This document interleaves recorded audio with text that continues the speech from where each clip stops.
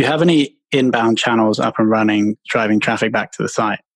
Really two good ones. One is SEO. We do good SEO, so we get a decent amount of inbound through our own site, which is like, I've found to be not for us yet because we're still pretty young and it takes time to build really strong SEO. But if you look at the really successful SaaS companies that have just sort of skyrocketed, typically organic search is a very big part of that growth. Some companies, it's like 85% of their inbound and like their sales pipeline is being fueled by SEO. So I'm a huge believer in it. I think it's often like way overlooked for SaaS companies, especially considering the value of a lead. So that's a big channel. And then I do actually a number of podcasts, and the podcasts are a great way to get people interested about what we do because I get to talk about it. It's a very unique product. We're a unique company. I think it catches people's ears and they want to learn more.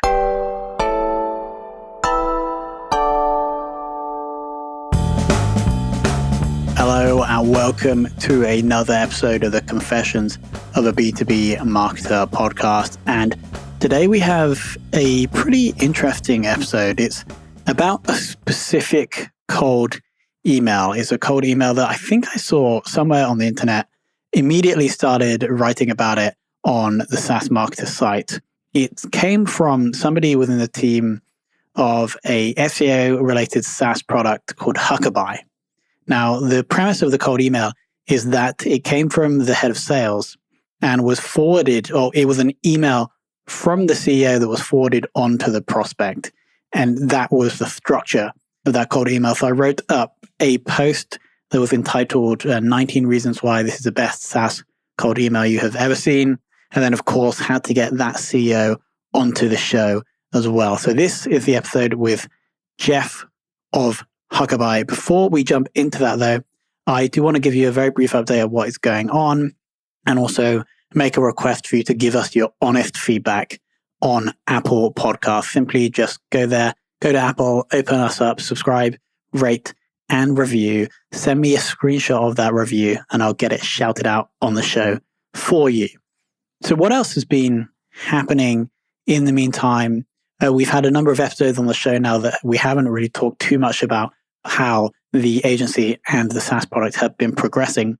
What I've really been doing with the majority of my time is working on what I'm calling the kind of SEO social content flywheel, both for the agency and for Bcast. And this is a flywheel that basically is pretty simple stuff. I'm sure everybody here listening understands.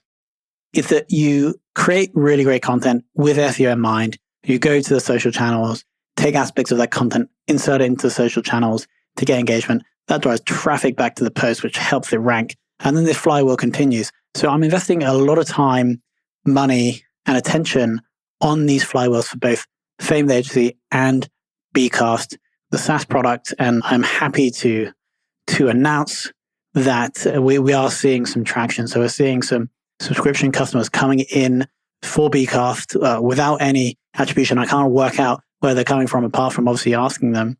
I'm also seeing the numbers go up for Fame the Agency. So I'm going to do probably an episode dedicated to that flywheel and explain exactly how we're doing, what we're doing, and why we're doing for each the SaaS and the agency for that. But that will be a future episode. For now, let's jump in and understand more about the growth of Huckabuy, specifically because of that very special cold email. So let's welcome Geoff to the show. Thank you so much for having me, Tom. I feel like it's been a little while coming here. This is great. Yeah. So can we kick off? And I'm actually quite interested in understanding your journey at Overstock and the skills that it taught you that you're now using with Huckabuy. Yeah, so it was a great experience. I started on the ground floor. I'm originally from the Boston area. I was a ski racer in college and I kind of wanted to be a ski bum. So I figured entry-level job at Overstock, which is at the bottom of Alta and Snowbird and all these great ski areas, would be the perfect fit. So I literally started on the bottom floor doing email marketing, and we did a bunch of innovative stuff like personalization. And then as I moved up the ranks, we put up some big numbers on the scoreboard. Our email marketing went from a channel of like 50 million to 150 million in just a few short years. And then got into, by putting those kind of numbers up on the scoreboard, the CEO and founder, Patrick Byrne, sort of took me under his wing and became my mentor. I eventually became the SVP of marketing and analytics and really worked on all the sort of revenue facing sides of Overstock. And it was just one, I mean, the leadership experience from Patrick, his godfather is like Warren Buffett and his dad was the CEO of Geico. I mean, that was pretty incredible, but just to have that kind of run right out of college, I think is pretty rare. I think it was wonderful to have a mentor to help me along the way. And SEO was a really big part of that. So we took SEO from a channel of 0 to a channel of about 300 million. And it's pretty rare to be on the front lines of that kind of growth when it comes to organic search. And so kind of applied what we learned. And what we really learned was that SEO is really a technical problem. You have websites that are built for humans, but we spent all this time on UI and UX for humans, but what's the UI and UX for a Google bot, who I argue is the most important visitor? So what Huckabuy really does is address those technical problems. It's sort of the black box of SEO that a lot of people are fearful of. We kind of are just open and honest about what needs to get done. And our software basically facilitates the technical conversation between a website like Salesforce or SAP and Google, which is a really important conversation. Got it. And then have you sold the software back into Overstock? We have not actually. They're quite progressive on SEO. So they do a lot of innovative things. And they also like to do almost everything in-house. So kind of a hard place for me to sell into, although we might get there. I have friends in the right places. So we'll see if we end up actually going live on Overstock. It's a bit of a daunting site because of just how big and complex it is. So technically, it's a bit of a challenge, but we would obviously love to work with them. Got it. And so before we shift into this cold email, can you give us a sense of the growth of Huckabuy? You don't have to give exact numbers, but over the past or since you started, what kind of revenues are we looking at and what's the kind of average contract size? Sure. So we started actually as a B2C site, which was a terrible idea. And it built this sort of great SEO software that people that knew the company wanted to start licensing. So we pivoted into a SaaS business about 2.5 years ago without me really even realizing how great SaaS is with the recurring revenue and all that. So it's a much better business, by the way, than e-commerce. I highly encourage people to get into SaaS versus e-commerce. So we've gotten to about 1.5 million in annual recurring revenue in the 2.5 years. Contract values range from about 1,000 to 6,000 a month, depending on the product. We actually work probably best with, our software works the best for SaaS companies. So we're very fortunate to have some big names, Salesforce, Concur, SAP, Grow.com. A lot of big SaaS businesses get a lot of benefit from our software because the sites and the products are very confusing, especially to a search engine. They're complex. They're not organized. The sites aren't organized like an e-commerce site's organized. It's hard for them to understand. So when you layer our product on top, they kind of take off. I have to ask, how did you get Salesforce as a client? A friend of mine was a retired Salesforce alumni guy, and he got us into a woman that was, sort of at the very close to the top. She was the EVP, and she got it right away. She ran the App Exchange. Her name was Layla, and sort of understood what we were doing from the get-go. And SEO was a huge part of the App Store's success and whether or not it was going to keep growing or not. So that was really a lucky break. Actually, the first big one we got, though, was SAP. And SAP was also sort of a new network connection. A friend of mine here in Park City, Utah, and he was a VP in marketing and wanted to try it out on a few of his microsites. So we tried it out and it just went crazy. The numbers went nuts. So that kind of helped us expand our footprint within SAP. Cool. And then shifting to more recent times, right? So we have this, I kind of want to understand more about the origin of the idea of the cold email. But before that, we actually have to explain a little bit about what it was. So would you like to share a 30-second overview of that cold email? I think you almost do a better job than I do, given your deep research, but I'd love to hear it from you. I mean, I can give you sort of the thinking behind it afterwards, but I love your analysis of what we did. Yeah. So right now, if you're listening, I would Google SaaS cold email because we should be ranking for that term by then. And you'll see the 11 reasons. But essentially what the email was an email forwarded, Barton, Geoff's SVP of sales, sent Geoff an email linking to an article that's not even on Huckabuy's site about traffic sources in SaaS, I think. And then Geoff forwards that email on to the specific persona. In this case, it was head of marketing, saying, would you like to discuss these metrics to see how you stand against these metrics, right? So nothing really to do with SEO, perfectly targeted, almost doesn't seem like a cold email. I don't even know how you can do those at scale, if you did do them at scale. But I then basically went through 11 reasons why I thought it was super clever, including some of the wording, including the follow-up. Mm-hmm. So that's basically what we're working with. But to truly understand that, I would Google SaaS cold email. I should be able to find it on page 1. But Geoff, take it away. Yeah. Yeah, so we have a lot of ideas. And what's funny about this one, it's actually not even our best performing email. So maybe we'll have to walk you through some of the other campaigns. But yeah, the idea was quite simple. I had actually gotten an email myself, a cold email that I was very impressed that actually used the same strategy. So it was essentially a person at a level of credibility within an organization forwarding sort of a statistically relevant article onto another person of credibility. And that was Bart sending an email to me. We had found the statistics. This was set up, obviously. We were doing it on purpose. And then I would sort of say, and then the email, Bart says to me something like, here are the stats. And by the way, like we're killing all these companies. Our customers are killing all these numbers. And so I then forward it on. And a forwardable email, as you mentioned in your article, typically gets a higher open rate because it looks internal or it looks like it's coming from a contact or someone like that. And it's pretty casual. It's just saying like, hey, this is what we see in the SEO industry. This is what SaaS companies are achieving in terms of organic search growth and what a big piece of the puzzle it is, what a big channel it is.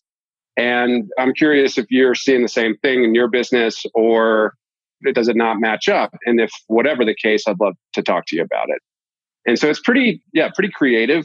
It was myself and Bart, and then we have 2 other salespeople that we're all just sitting in a room together. And I got this email and I sent it and we were having a meeting. And so we were like, all right, let's try to drop what this would look like. And so we got that first email done.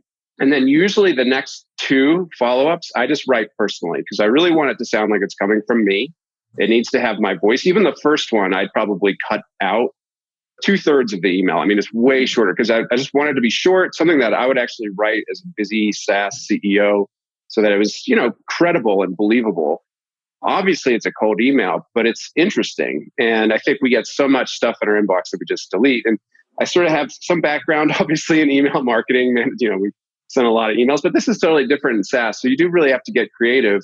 And then the follow-ups, I really wanted to be, not an account exec, obviously, not a salesperson, but a CEO, honestly reaching out and caring that I wanted to make sure that they were achieving, what they could achieve in terms of organic search. And yeah, it's usually, you're right. Also in the article, it takes 3, 4, 5 touches before someone will sometimes get back to you. But yeah, we are seeing quite a bit of success through that campaign. It was more we did sort of take that idea of a forwardable email from one trusted source. I forget the company, I could forward it to you, but from one trusted source to another and forwarding it just seemed like that would work.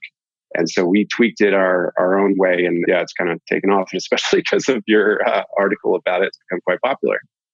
So that first email sent, and then did you have that pipeline that you're personally managing then? Like all of those head of marketing or CMOs you reached out to, you were then every morning going and checking your like Salesforce task to email people? So actually, I don't send them or follow up. We have a separate email address, as you might have noticed. So there's 2 different Geoff Atkinsons out there, although it's the same person. But account execs, they know how to politely and in my sort of voice respond and book meetings. So usually I'll never even have any idea until the first call happens that this, what touch did they get in touch with us on? I get a prep email before the first meeting saying like, here's what they responded. Here's when they responded. Here's their LinkedIn. Here's their company information. But yeah, I actually don't. Once the campaign is set up and I'm like, yeah, that looks great, then it's just basically first meetings for me. Got it. And then you're taking people through the whole sales process from there? I do the first meeting. Not all of them. If it did come from my inbox, I make sure that I'm on it because that would just be weird if I wasn't.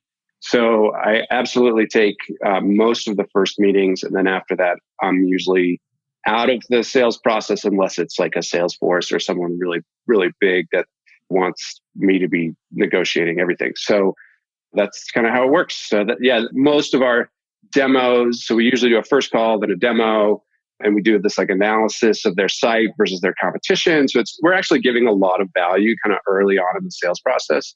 So the first call is me, and then the second call, the demo and the analysis is usually one of our SEO analysts plus an account executive. And then, when it comes to closing and stuff, sometimes I will get involved. It all depends on the situation. Got it.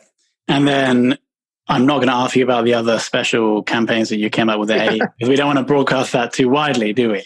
I mean, I could comment on them quickly. It's just about the list. So it's really how you compose the emails is super important, of course. But I went to Dartmouth College that has this like crazy alumni network. And so when we emailed that alumni network, like everybody gets back to us, which is just wild.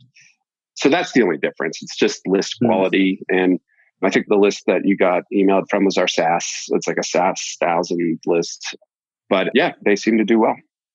And is there any other, so I assume cold email is fueling the sales team. Do you have any inbound channels up and running, driving traffic back to the site? Really two good ones. One is SEO. We do good SEO. So we get a decent amount of inbound through our own site, which is like, I've found to be not for us yet, because we're still pretty young and it takes time to build really strong SEO. But if you look at the really successful SaaS companies that have just sort of skyrocketed, typically organic search is a very big part of that growth. Some companies, it's like 85% of their inbound and like their sales pipeline is being fueled by SEO. So I'm a huge believer in it. I think it's often like way overlooked for SaaS companies, especially considering the value of a lead. So that's a big channel. And then I do actually a number of podcasts, and the podcasts are a great way to get people interested about what we do, because I get to talk about it. It's a very unique product. We're a unique company. I think it catches people's ears and they want to learn more. Yeah. Going back to the first one, SaaS SEO. Now, typically a normal SaaS site will just have like product features.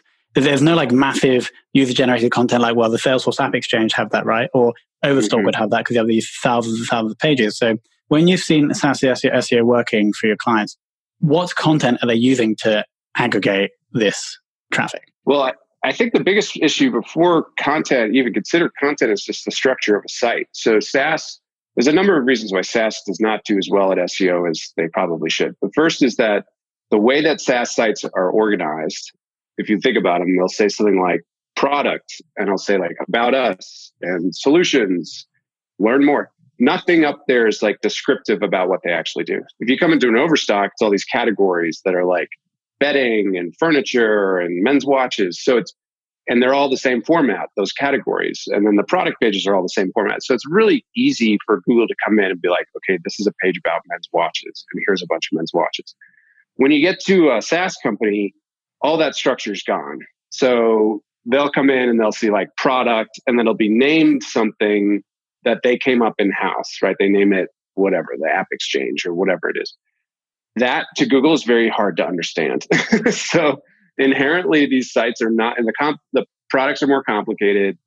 They still might have a ton of content, but when Google comes to a SaaS site, because the structure isn't the way it is on an e-commerce or a travel site, they're already relatively confused as to what's going on.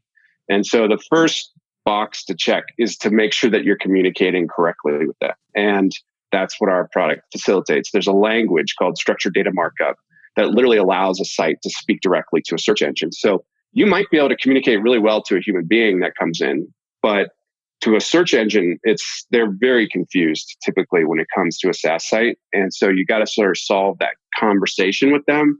And then there's stuff like adding content will start moving the needle but before that, I see so many SaaS companies just writing content for content's sake and like kind of hoping that it ranks. And that just typically doesn't happen. And so this is a way of really like hypercharging your content strategies, because you know that Google's going to crawl and understand and index them correctly. So that's typically the biggest challenge, is that it's a technical problem first, and then you can do the content stuff second. And I love the way we tied it back in with Huckabuy. Yeah. Well, of course. That's my job. Okay, we're going to finish off with 3 quick questions. Do you have a favorite marketing or growth book? I do. I love the Sales Acceleration Formula. So it's by the former CRO, Chief Revenue Officer of HubSpot. His name is, I think, Mark Roberge. Super cool book about building a sales team, how you find sort of cultural fits, how you find high performers. Just a fantastic book. I mean, it kind of gives us our template of how we've approached sales and hiring, but it's an incredible story too to back it up to sort of prove that they did it. But that would be the one for sure. And favorite SaaS business apart from Huckabuy? Yeah, in terms of just like admiration, I'd say Qualtrics, because they're here in here in Utah, not in Park City. But they got bought for $8-9 billion from SAP, and they took a kind of relatively light product and just applied a very strong sales and marketing engine and just went through the roof. So I admire them the most. And then finally, the person that taught you the most about growth. Probably Patrick Byrne, the CEO and founder of Overstock, but that's more on the e-commerce side. I'd say on the SaaS side, we have a board member named Robson, he's the CMO of Pure Storage. And he's been the CMO of New Relic, CMO of Concur, all sorts of awesome success stories. And just the way that he thinks about top of funnel and product and pricing, it's sort of a new relationship for me. Probably like a year and a half, we've been friends or colleagues. And I'm just learning a ton from because this is a new world for me. You know, I was an e-commerce guy. And so to be now in the SaaS world, I have a lot to learn. Mm-hmm.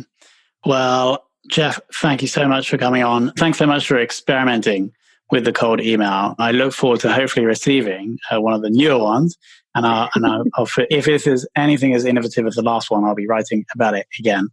To finish off, I want to recommend everyone go and check out Huckabuy, huckbuy.com, right? Mm-hmm.